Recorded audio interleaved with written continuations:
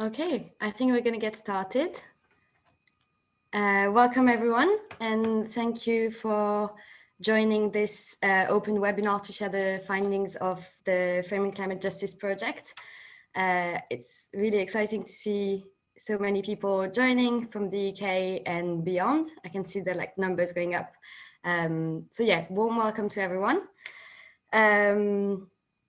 And yeah, so we put together this session to share the findings of the Framing Climate Justice project, which was a UK-based project working to build a stronger community of practice and coming up with ways to improve how we communicate about climate justice to the UK public. So as we were wrapping up kind of the initial phase of this project earlier this year, the kind of world we live in has dramatically changed. So we just wanted to acknowledge that. We've been hit by a global pandemic that has really shifted and shaken the ways we understand community and solidarity, climate justice, all these concepts and how we relate to them.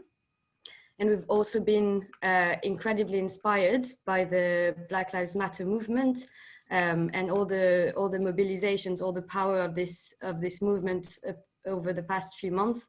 And we just wanted to acknowledge that as well. So today, of course, we're going to be sharing the learnings of the project, but also some reflections and questions on what these experiences of 2020 might mean for this work, which we feel is just as important as ever now and in this kind of new context. We want to clarify as well that the project and the research was very much UK focused, but we do hope that some of the work we've done, including the process and the learnings, can be useful for everyone beyond the UK. So I'm going to share a few practicalities before we get started to the kind of more interesting stuff. A note on accessibility first. So as I think it might have been shared in the chat box already, but we are providing closed caption for this webinar with Lee Smith from One-to-One Caption. So thank you so much, Lee, for this. And if you do need closed caption, you can access them on the main screen. At the bottom, there is an icon that says closed caption, so you just have to click there. And we also want to acknowledge and warmly welcome anyone who is joining and attending this webinar for whom English isn't their first language.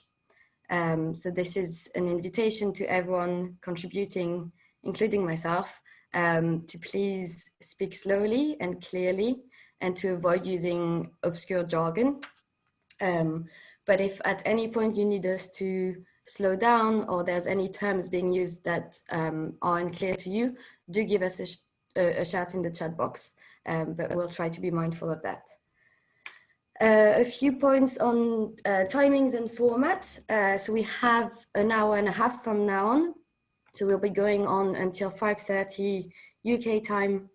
And in the first part, you'll be hearing from folks from the project on the kind of ins and outs of the Framing Climate Justice project. We'll be trying to allow some pauses at different points for processing and reflecting, because that's going to be quite a lot of content.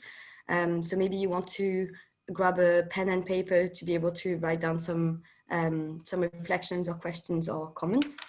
But we will have a question and answer session for which we will be using the Zoom feature. So again, in your screen at the bottom, just next to the chat, you have an icon that says Q&A, and you can input questions on there.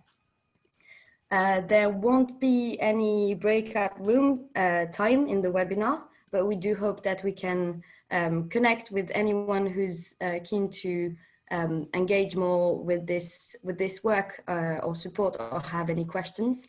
We will be sharing contact details later on.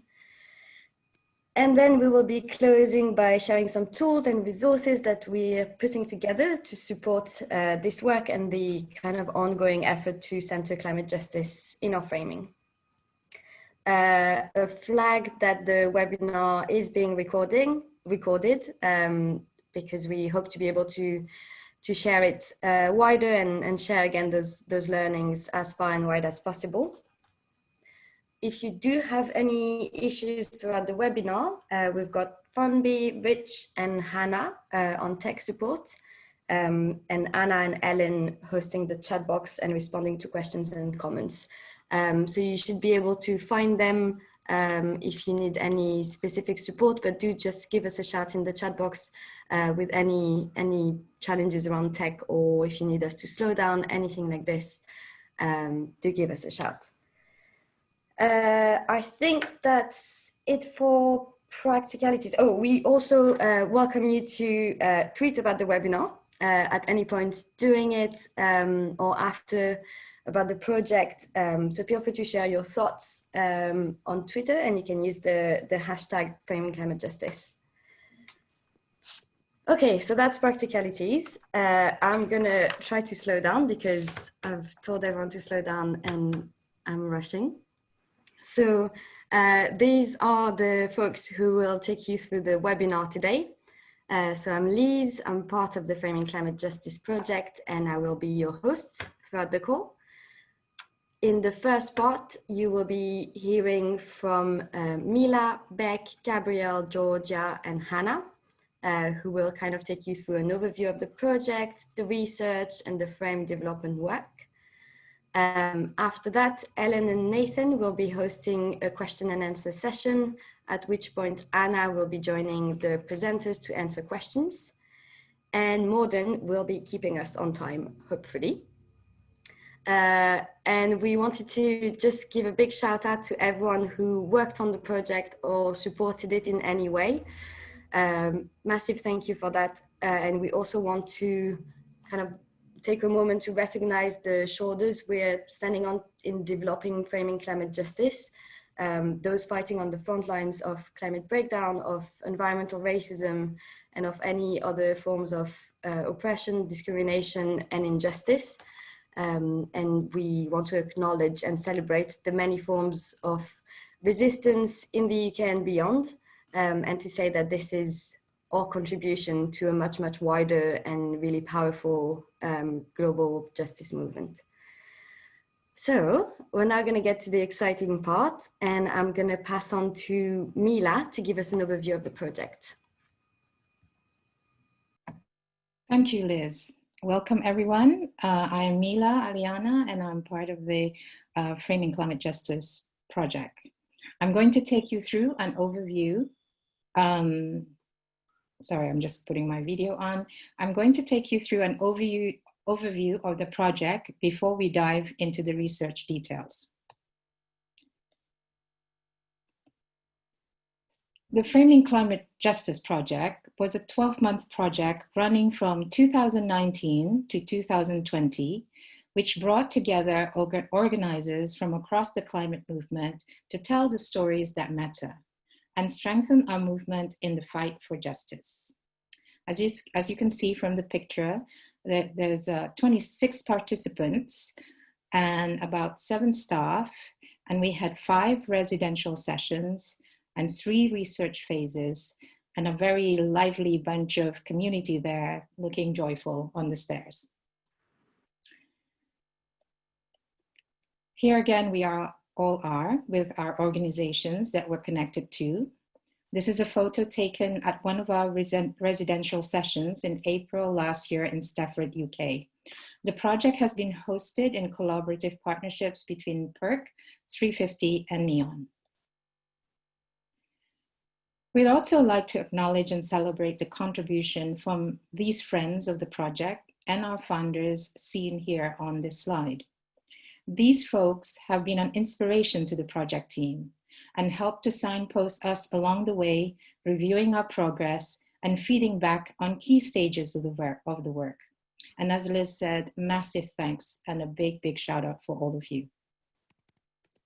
Now, before we dive further into the details, here's a brief introduction to the term framing for those on this call who are newer to this work. Framing is the choices we make in what we say and how we say it. what we emphasize, how and what we explain, what we leave unsaid. These choices matter. They affect how people hear us, what they understand, and how they act. Framing helps us to be heard and understood. When we change the story and how we tell it, we can make change happen.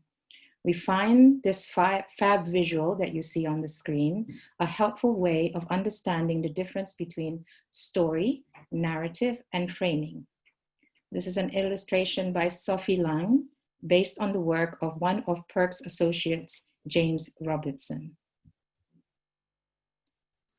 So framing is powerful, narrative is powerful, stories are powerful, but we should caution that there are limits, and no story is a surefire shortcut to building social, political, or economic power.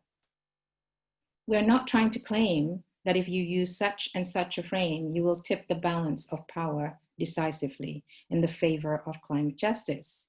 We think the findings from our project are important, obviously, but we want to remain realistic in how we present them. When you think of mainstream climate framing today, historically, what kind of visuals, words, ideas, symbols, phrases, and or beliefs come to mind? Take 30 seconds to note down or sketch the first things that come into your mind. Then ask, what's at the center? What's missing? We're going to pause for a few 30 seconds here and invite you to sketch or reflect some key components for yourself.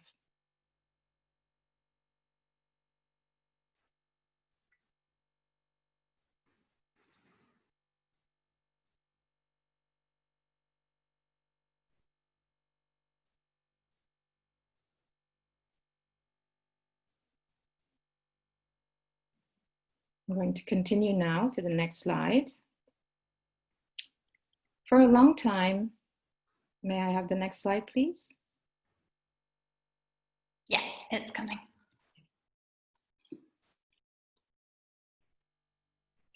For a long time, communications from the mainstream of the climate and environmental movement have focused on emission targets, individual behavior change, harm to non-human victims like polar bears, biodiversity loss, and techno fixes. There has been a lot of effort on communicating that climate change is real and bad with appeals to the science. There has not been a lot of effort to communicate the role of exploitative systems, the historic responsibility for this, or the unequal impacts on different groups of people around the world. So in the autumn of 2018, following a summer of dangerous heat waves in Northern Europe and increasing destabilization around the world, accompanied by media outlets celebrating staycation weather, we set about this work of putting global justice into the center of climate framing and amplifying the work of those who are already doing just that. Talking about climate justice can be challenging because it brings together concepts that are not commonly linked in people's minds, such as climate change and colonialism, climate change and capitalism.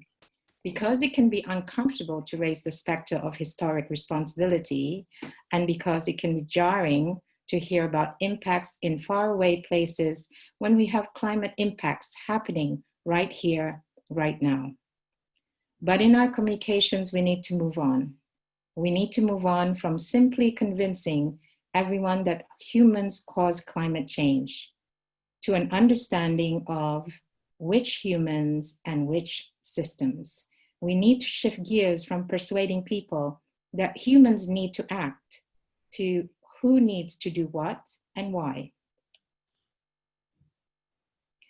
And so with that context in mind, we set up this project to work together to the following aims. Firstly, to strengthen the movement in the fight for climate justice, bringing folks together from across social, economic, and climate issues to collaborate on this project and build a shared vision for climate justice. Secondly, to better understand how the UK public thinks about climate justice and related issues, which we hope in turn would help us to improve our climate justice framing and communication, the third component of the aim. Here are the different stages of the project arc, which we work through emergently, hoping to meet our aims that I stated earlier in the past slide. Community building, first one, bringing together people from a variety of organizations to work together through an intensive process of residential sessions with action learning and discussions in between. Audience research, carrying out a literature review and running original focus groups to understand the existing beliefs of people in the UK. Frame design, building clarity on what we wanted our frames to do based on our shared vision and the results of the audience research, and then designing a set of climate justice frames to go out and test. Frame testing, using 3 methodologies to test our frame ideas. Comms outputs, finally, the stage that we are now in, creating a series of tools and resources, building on the work we've undertaken together to share the learnings from the project with the wider movement, with you folks on the call today. As we've got only a limited time in this presentation, we're going to focus the majority of our time on these 3 key phases of the project: audience research, frame development, and testing, to share the finding of the audience research and frame development work with you all. And finally, before we go into the detail of the audience research, we thought we'd share some key ingredients of our own understanding of climate justice. What a climate justice story looks like without any careful comms packaging from our project community, promise, we believe that climate change is real and it's happening here and now. Exploitative systems drove and continue to exacerbate the problem, such as colonialism, capitalism. Climate change multiplies existing injustices. Those who have done least to cause it are suffering the worst. Our sphere of concern is global. Responsibility lies with elites and systems and not individuals. We need solution at every level. We need to take more direction from the most impacted communities, particularly in the global south. We need to redistribute resources, decentralized power, and reparate exploited communities. Change is possible. Our vision is one of abundance, where there is more than enough to go around, and both people and planet can thrive. So I invite you to ask yourself and reflect, what does your vision of climate justice look like? We're going to pause for another moment here and invite you again to take a moment to self-reflect and sketch or note down anything that comes up for you.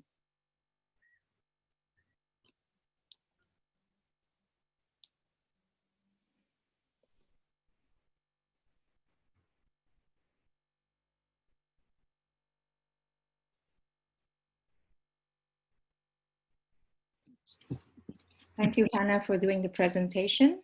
So now I'm going to pass the mic on to Beck to share the findings of our audience research with you. Over to you, Beck. Hi, everyone. Thank you so much, Mila. My name is Beck Sanderson, and I'm going to be talking about some of the key things we found in the first phase of research we did on this project to understand how people think in the UK about climate change and climate justice. So first off, we started with a literature review, as Mila has just said, looking for what's already out there. We don't want to reinvent the wheel on this, on climate justice, and we found very little research that was relevant to our research questions. There is, however, a lot of other research on climate change communications and public opinion. There's a lot of research on whether people think climate change is happening, whether people think humans are responsible for it, how bad it is, and what we can do about it. So this is well-trod territory, and I can answer those very briefly as follows, although I'm sure this will be familiar to many people on the call. Yes, people think climate change is happening and that it's happening here and now. Skepticism about climate change is very rare in the UK. Yes, people think that humans are at least partially responsible for the problem. And this is something that is growing over time. So even in the last 2 years, we have seen a rise in the number of people that think it's mainly humans causing climate change. Yes, people think that it's bad. A majority now agree that we're in a climate emergency. And across many different countries in the world, a majority think that several serious scenarios are very likely with climate change, like damage to the global economy, cities lost to rising sea levels, mass displacement, wars, and outcomes like that. And yes, people think that we could still address climate change if we took widespread and drastic measures, but the key thing is they don't feel confident that we will do what we need to do. So in summary, on the well-trod territory of climate change and public opinion, awareness and concern about climate change is very high in the UK, and at the time we did this project, it was reaching record high. And even today, during the pandemic, it seems as if that's still the case. So last month, there was a report from CAST, the Centre for Climate Change and Social Transformations, which shows that concern about climate change has increased this August compared to August last year. So what about what we can't find in the literature, what's not already out there? When it came to questions about climate justice, we couldn't find research on where people stood on the pillars of our story that Mila just talked us through. So we couldn't find how people thought about colonialism and capitalism driving the climate crisis, whether they agree that the most affected are also the least responsible, and whether they think that climate change affects existing injustices in society. And we also realized that without having these kind of audience insights, justice campaigners tend to assume the worst. We tend to assume that people in Britain don't have any understanding of these issues or any sympathy for these ideas. So we were very motivated to shed some light on this and carried out our own research. We ran 3 focus groups in London, Aberystwyth and Aberdeen. And we also ran a large representative survey with YouGov with a sample of 1,589 people. We were trying with this research to understand the British common sense on climate justice, if there was one.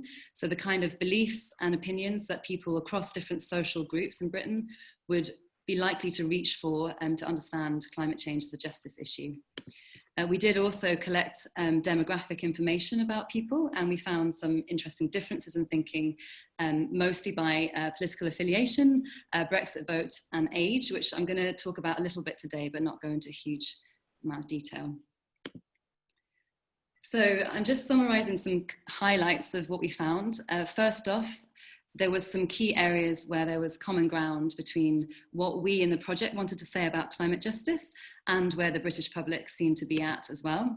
So first off, as we've already heard, people know and agree that climate change is happening here and now and that it's bad. Second, when it came to responsibility, we really found that people didn't buy the idea that individuals should be carrying responsibility for climate change and actions. If anything, people locate responsibility upwards towards government and towards business. So there's a sense that we can all play our part, but that part is very limited for individuals.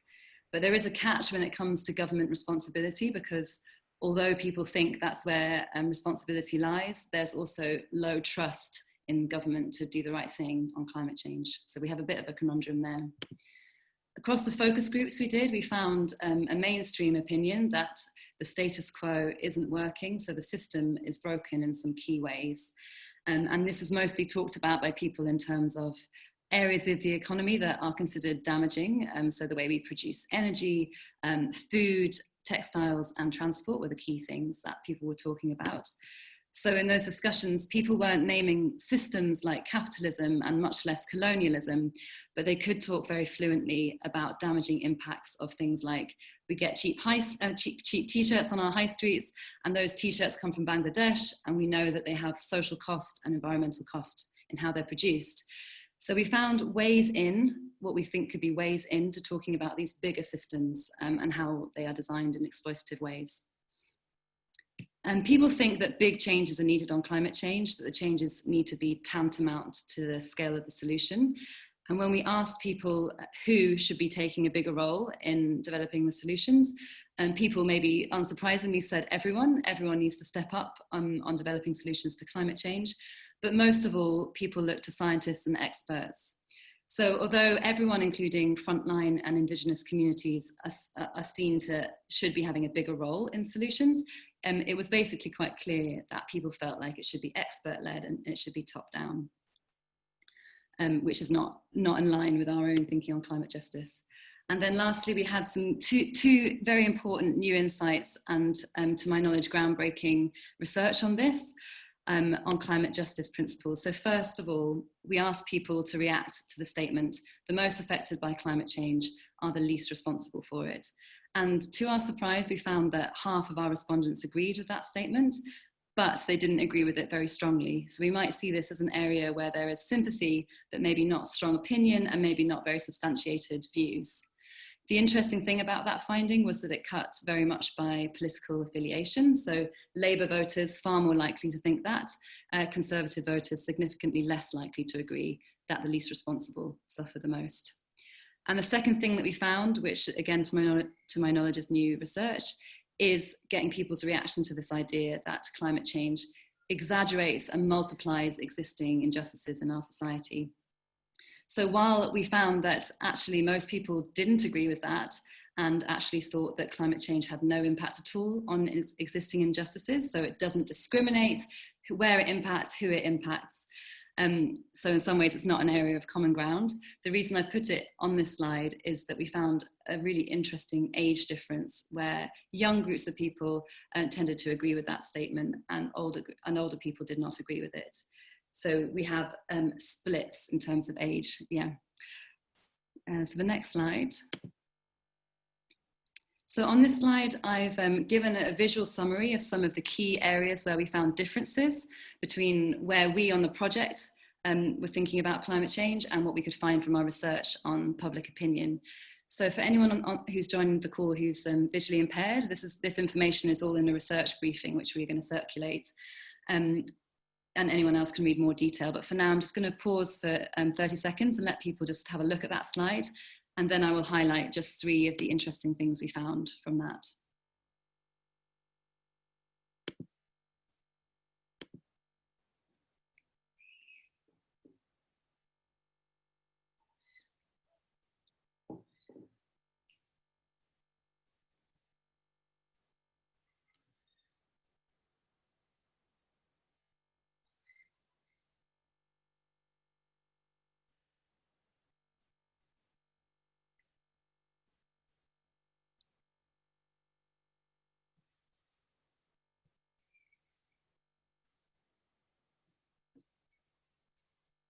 So I'm just going to highlight a couple of things on this slide, and I appreciate there's a lot on there. First off, a key thing we found was that there was a really big difference between on where we stood and whether we got to where we are now by accident or by design. So people in the UK that we talked to in our research really did not have a strong sense of historical responsibility for the climate crisis. Instead, there was this belief, which is also true, that the causes of climate change were from emitting carbon dioxide, and that this was unintentional because it was just an unintentional side effect from industrialization.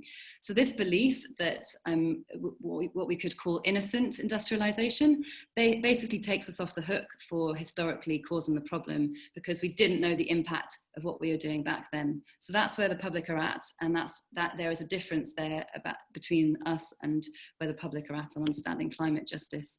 So very much linked to that, and this won't be a surprise for anyone joining this call, colonialism and capitalism just really were not in the picture at all. So people really struggled to make that connection even when we introduced it and even when we tried to have discussions in our focus groups around how they might be linked. And we can see this in many ways for why that might be. One of the reasons would be that people tend to see the climate crisis quite narrowly as a problem of emissions that have impacts like sea level rise and warming. And this is a problem that affects everybody. It's a global problem. People don't tend to think about the climate crisis as being linked to systems that exploit particular groups of people and resources around the world. So we really have our work cut out to make those links between exploitative systems, historical responsibility, and climate change. And as we've said already, it's going to take more than good framing to get us to that point. Lastly, from this slide, doing work in Britain, it really felt like Britain actually was largely absent from how people think about both the problem and the solution. So if anything, people were pointing the finger of blame to emerging economies like China and India as being the most to blame right now, rather than the wealthy economies. And in terms of solutions, it really seemed that people looked outside of the UK for leadership, largely to the US, as countries which have more power to make change. So I'm just going to summarize. I've just skated through some of our findings quite quickly there, but I'm just going to summarize some key recommendations we saw coming out of our research. One is that people really need help to make connections between climate change and social injustices. And in some ways, it might be easier for us to talk about this now and make that link because of the pandemic and because of the movement for Black lives. We've seen more mainstream exposure of how crises hit discriminated groups harder. So this idea that we're all in the same storm, but we're not in the same boat. Second, if we want to appeal to government responses, we really have to meet people's distrust in government. So for instance, that could mean talking about what ensures that resources go where they are supposed to go. Three, we can talk about how the economic system runs along faulty but intentional design principles, and hopefully using examples like the textile industry to get us into talking about systems. And linked to that, we can try and extend that into the past as well by talking about how these design problems are historical and how they go back hundreds of years. We should be specific where we can about the countries and communities that we're talking about, because people don't use terms like the Global South. They use terms like third world or developing countries, and they do that in ways which are very inconsistent and don't necessarily include the countries that we think they should. If we're talking to people in the UK about international solidarity, we have to at the same time really reassure people that this is not a zero-sum game. So resources can and should go to the solutions we need here and to the solutions we need globally. It's not one or the other. So a comms recommendation we had coming out of that is start a sentence with Yorkshire, end it with Bangladesh. And then lastly, people do have some hope that we will find solutions to climate change, even if they don't have hope in the immediate future that we'll find solutions. So we should, where we can, really appeal to that hope when we're talking about solutions and try not to stoke fatalism and doom. So that's a short summary of some of the key findings we had from our phase of audience research. Again, we're going to just pause for a minute or two here, so do make a note of anything that you find interesting or want to find out more about in what we've just talked about.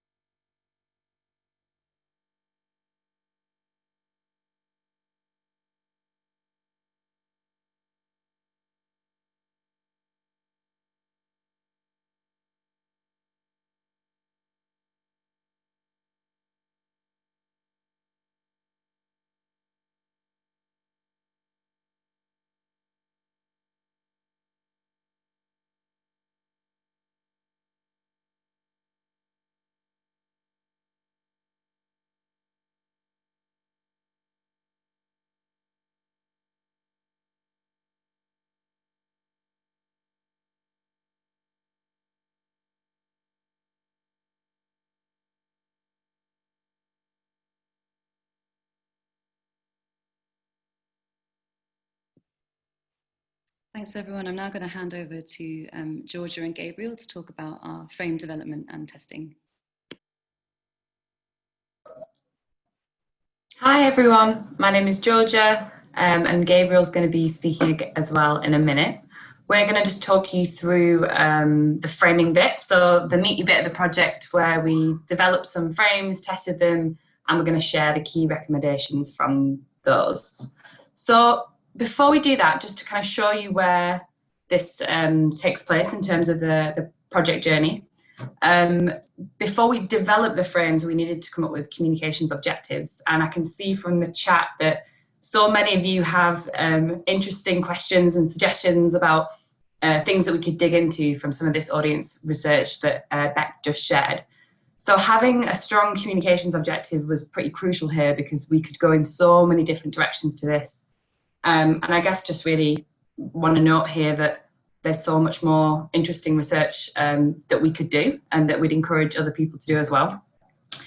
So to come up with our comms objectives, what we did was we looked at the our story, which Mila shared earlier on in the presentation, which was kind of put together by participants, and it showed our understanding of the problem, the solution, who's responsible, and then we took that story and we compared it to the audience research that Beck did, so we could kind of get a sense of what the common ground was and what the fault lines were. And then from there, we kind of had a think about, you know, where there might be space to build on, or the gaps that we might need to bridge in people's understandings. So it was quite tricky to nail the objectives, but we got there in the end, and this is what we've come up with. So firstly, we have that we want our communications to help people understand that colonialism and capitalism created and continue to drive the climate crisis. Secondly, that climate change is increasing oppression and injustice. And thirdly, we can solve and lead better lives by redistributing power. We can unpack what that means a little bit more. And finally, centering impacted communities, especially in the Global South, but also here in the UK. So those were the objectives that we wanted to meet through our frames. So just to kind of run you through those frames quickly, we kind of came up with these through a series of creative sessions, and we put together, you know, narratives, values, metaphors. So I'll just walk you through these really quickly. What Gabriel is going to do is give a bit more of a deep dive into the findings in relation to these. So we have an emergency framing, which is very much emphasising crisis and doom and sort of a ticking clock. We have a solidarity narrative, which is around emphasising solidarity and connecting struggles between the UK and the Global South. We have a responsibility narrative, which emphasises the UK's historical responsibility for climate change, and kind of touches a bit more on what Beck was saying around, you know, those least responsible and most impacted. We have a hope narrative, which is around emphasising collective action and people power achieving our vision. And then in terms of values, we had the value of the universal collective, which I work for Amnesty, and we're always trying to crack this nut. How do you get people to really care deeply about things that are happening far away? So how do you connect that local to the global community, widening our sphere of concern? What affects one affects all. Secondly, freedom and self-direction values, so emphasising agency and the voice of people affected. I think that's been mentioned in the chat as well so far. Nothing about us without us. And then a security value, and this was something that we felt was being used or was coming up a little bit in the research that we've done so far. So kind of emphasising the need for stability and security, including national security in the UK. So that isn't necessarily something we were wanting to promote, but was something that we were seeing being used in the media or by groups. So we were trying to see how that would play out in the research. Similarly with the emergency narrative, that was something that we were actually a little bit tentative about, but we've noticed was being used a lot by climate groups, by the media, this kind of real urgent emergency framing. And then lastly, we have metaphors.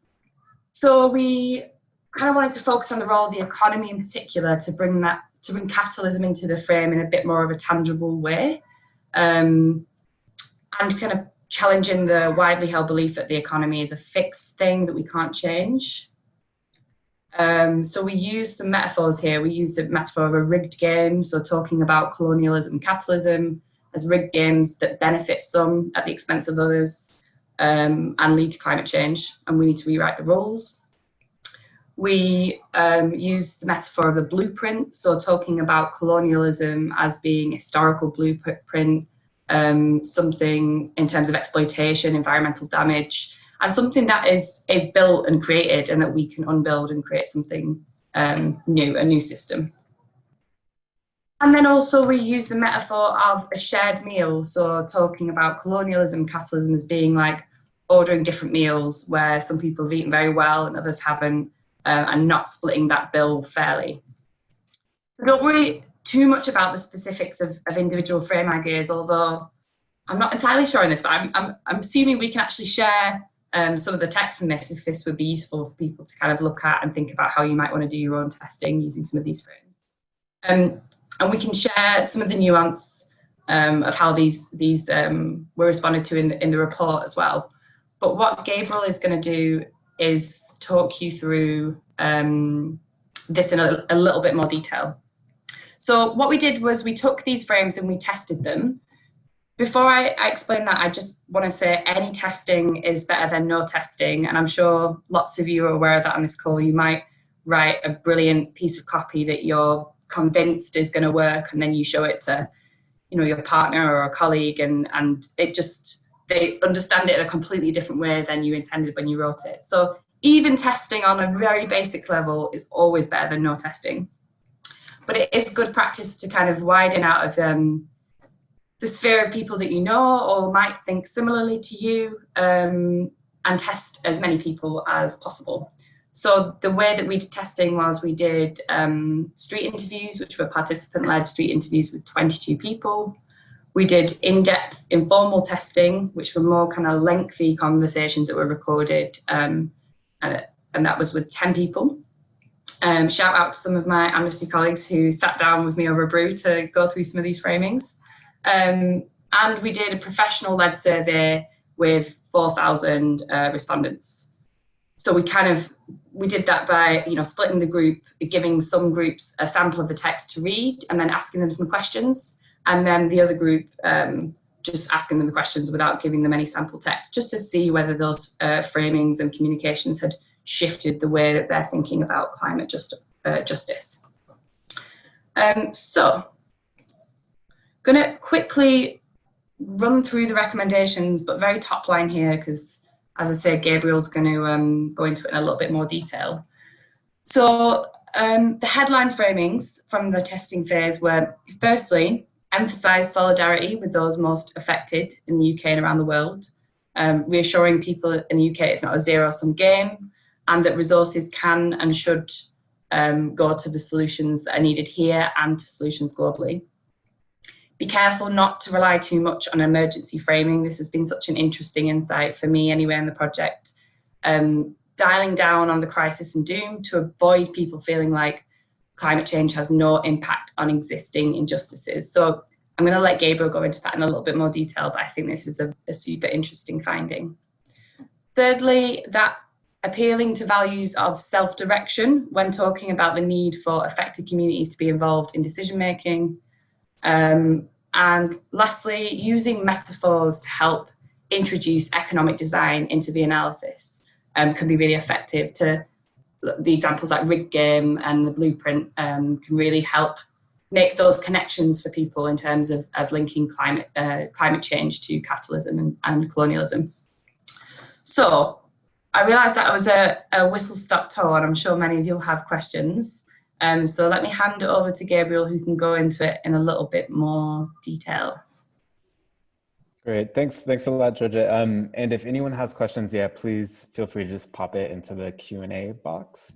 So I'm gonna go kind of at a top line to some of the 4 main results that we pulled out. But I think, like some of you have asked, we'll be sharing the in-depth review of this research later, and the slides as well. So no need to hurriedly write things down, yeah, we will share these findings and you can dig into them later. So the first thing, first kind of top line result was of all the narratives that we tested, we really found solidarity was the most helpful in us achieving our objectives. So we'd say emphasize solidarity with the most affected. It was the top result for agreeing that the least responsible or the most affected by climate change. Top result for agreeing that those affected should play a bigger role in developing solutions. And the top result for having hope for solutions in the next 20 years. So balancing that idea of naming the problem, naming the systems that cause it, but also not kind of going into a fatalism around us being able to do anything about it. So that's the first kind of top line that we're pulling from. Next slide, please. Great. So then the second finding, I think this is one is particularly interesting. Just sort of a word of caution around emergency frames. And I think there's sort of benefits and sort of drawbacks to this kind of framing. So one, I made people point the finger at big global actors, governments and corporations, instead of looking at particularly individual responsibility. It was the top result. It made sort of the respondents most likely to call for Indigenous communities to have a bigger role in developing solutions. On the flip side, it was also the top result for prompting a more top-down approach. So calling for scientists and experts to have a bigger role in place of local communities. And it made more people likely to say that climate change has no impact on existing injustices. So I think one of the things, it's sort of interesting, we're not quite fully comprehending the kind of contradiction between promoting this more top-down approach, but also the top result for supporting kind of being led by Indigenous communities and developing solutions. So I think that's one thing that would be valuable to have a bit of further testing on. I think it's very important to note that for all these frames and narratives that we used, we had a control group. And so actually for this emergency framing, it didn't just perform sort of the worst of the ones that we tested. It also made people less likely to say that climate change has an impact on existing injustices than the control group. So that's one, I think, very important thing. And one thing that you could call this is it's a backfire effect. So instead of actually moving people towards that particular kind of perspective of climate justice, it actually moved them a bit further away. So that's one thing just to keep in mind in using this kind of framing. Next slide, please. So a really important one here is, this is really relating to values. Appeal to self-direction when talking about affected groups. So this means values of agency, freedom, self-direction. It results in more people likely to say that climate change impacts the most marginalized, more likely to blame wealthy governments, and more support for bigger role of governments of poorer countries in developing solutions, rather than turning to a place like the UK or the US to kind of lead the way. And so, yeah, I think when we're thinking about values that appeal to a broad sort of swath of the population, self-direction, freedom, agency was really important. Next slide, please. And then a final note just on metaphors and how we can help sort of think about explaining some of these concepts and talking about them in a way that's a bit more accessible. So we tested a few different metaphors. The rigged game, the idea that someone's designed this game, you're playing by the rules, but other people aren't. Blueprint, this system was designed.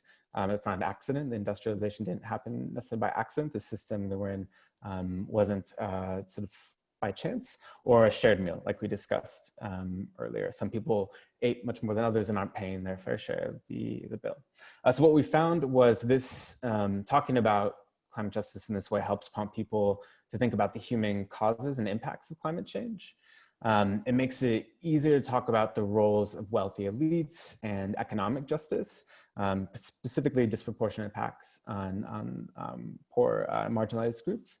It might help introduce concepts of colonialism, capitalism, supremacy, patriarchy, but this is a very sort of initial step in that discussion. So it's going to take much more work than kind of a sticky metaphor to move considerably on these issues. And some people sort of bristled at the language around elites, and what they saw was kind of descending into an idea of a blame game. So that's a quick run through of the top 4 results that came from our initial framing and testing. And I think just as a final caveat, all of this is kind of an initial attempt at testing these frames and narratives, and part of the work that this group will do ongoing, and that we hope the folks viewing on this call will do is take forward these ideas, test them, make them stronger, and make it sort of live beyond this webinar. So I'm gonna pass it back to Georgia to do a kind of summary of everything that you've seen, and maybe giving you some time to pause and reflect in there.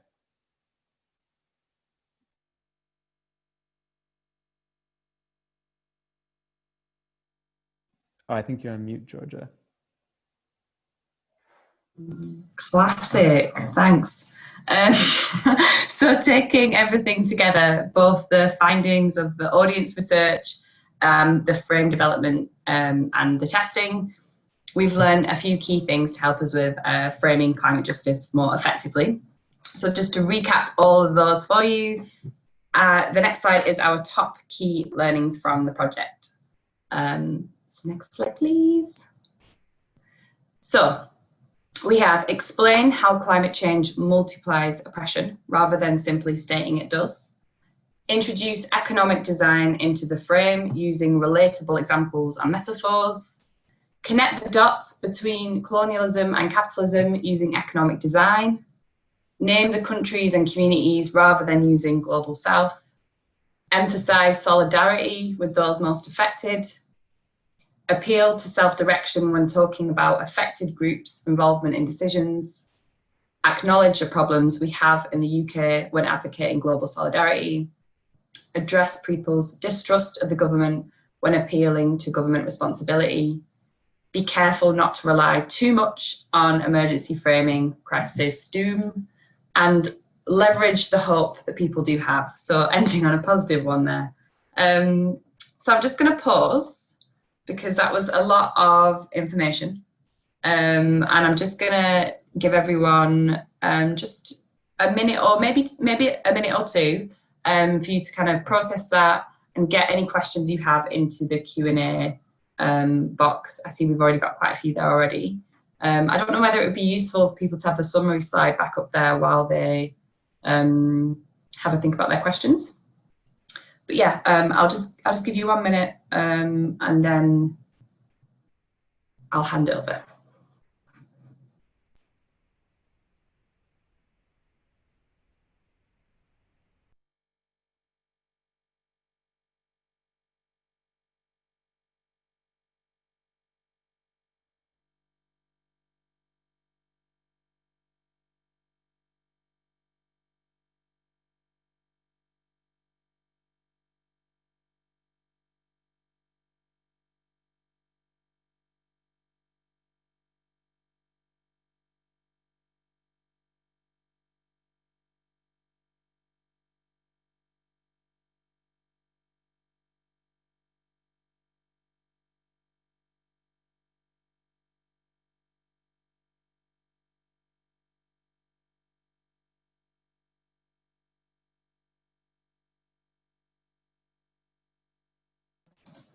Okay.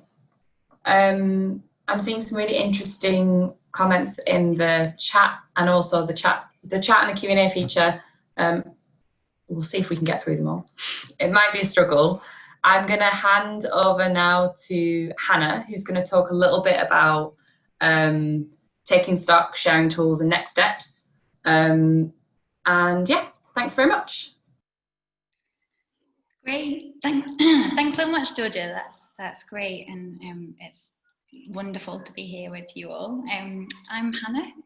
I'm connected to PIRC, one of the project partners for the organisation, and I'm going to help us step back and take stock of where we are in autumn 2020 with the findings of this project. I've seen there's been some really interesting questions and reflections in the chat box, and I'm going to talk a little bit to that, but I imagine you'll also all have ideas and research like relating to this, and so this is a start of this is a sort of conversation opener.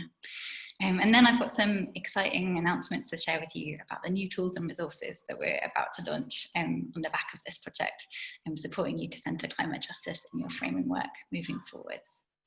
So yeah, we'll start with just taking stock of where we're at this point in the year. So to just remember back to the start of the year, just as we were closing the research work for this project, the COVID-19 pandemic took hold in the world, came to Europe, reached us in the UK.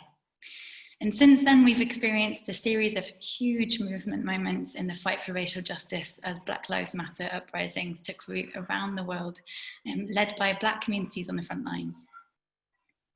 So it's too soon, we feel it's too soon at this point to know how these experiences will impact public understanding and thinking about climate change at depth. But we've got some suggestions to offer you at this stage, like I said, based on some initial conversations that we've had as a community. So I'm bringing this with the voices of folks from across the project community to share back with you. Importantly, before I go into any more detail, I do, and yeah, Lee shared this at the beginning. Although the research that we've explored in this presentation was gathered before the pandemic hit and before the uprisings of this summer in the UK, here in the UK and around the world, we think many of the key findings that we've shared with you do have long-term relevance, because we probed the deeper understandings and belief systems that people draw upon to make sense of social and environmental issues. And this is not the kind of thing that can change overnight. So yeah, I'm really interested to hear where you think some of these findings might still hold, or yeah. So where are we now? Where might space have opened or closed without common ground?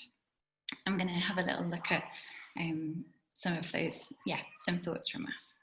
So firstly, with our experiences of both the coronavirus pandemic and the Black Lives Matter uprisings, it feels like that's created a really long overdue space to make the link between historic colonialism and the neo-colonialism of today, and to talk about how climate change multiplies historic oppressions. It feels like that space is there in the public in a way that it hasn't been previously. And COVID-19 has really thrown existing inequalities into relief, most sharply with the disproportionate impacts of the virus on Black and brown lives, which may be shifting public understanding that large-scale global crises, such as climate change and coronavirus, and white supremacy affect us all, but not in the same way. It gives weight to our recommendation to universalize but not obscure inequality when it comes to climate framing. And where there was previously little public understanding of reparations as core to a just response to the climate crisis, it feels like space may now be opening to join these dots and build much needed support. And the times we live in are also showing us that big dramatic change is possible and quickly. The pandemic has seen dramatic action taken at every level, from the global search for a vaccine to local community mutual aid efforts around the world. And the world is mobilized at a pace and scale that we've long been searching for when it comes to tackling the climate crisis. How we think about human nature really matters right now.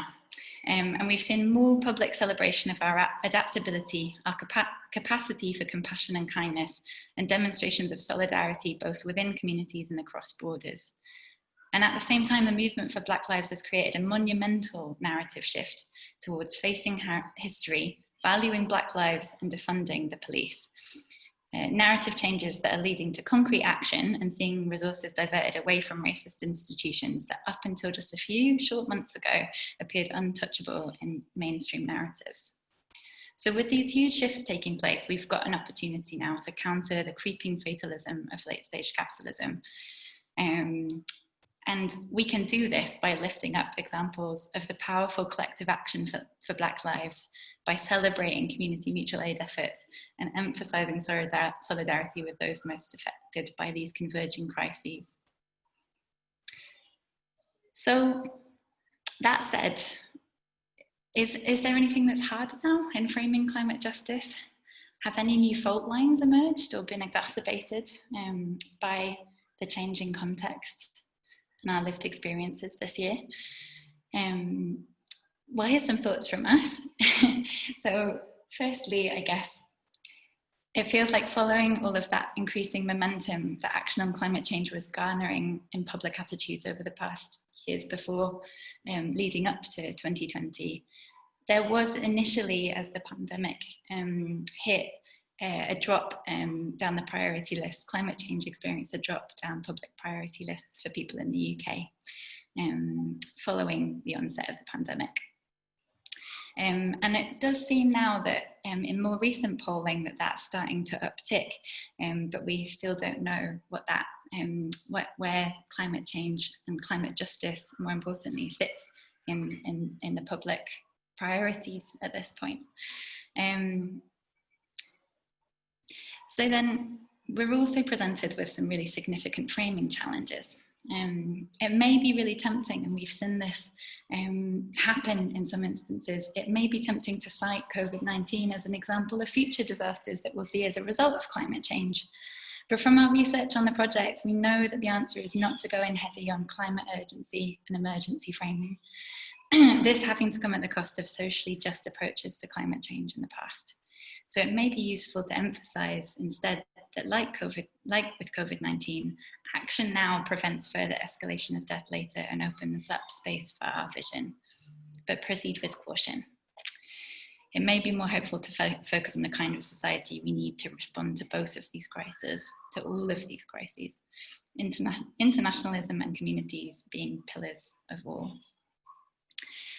And then finally, while space may have opened up for the role of government in addressing large-scale crises, the shadow to that is the support for government-imposed lockdowns and encroachment on civil liberties, which may give social license for more authoritarian, anti-democratic responses to climate change. Governments have closed borders, stoked global division, pointed the finger at China for causing the pandemic, and scapegoated vulnerable members of our communities for the ensuing action taken. And this exacerbates pre-existing public blaming of emerging economies like China and India for the climate crisis. It's also encouraged social policing, and now we see the deprioritization of collective health, relationships and futures in favor of rescuing the economy. So as a result, we're seeing public narratives center on nationalistic responses to the pandemic and activating individual responsibility framing as part of that.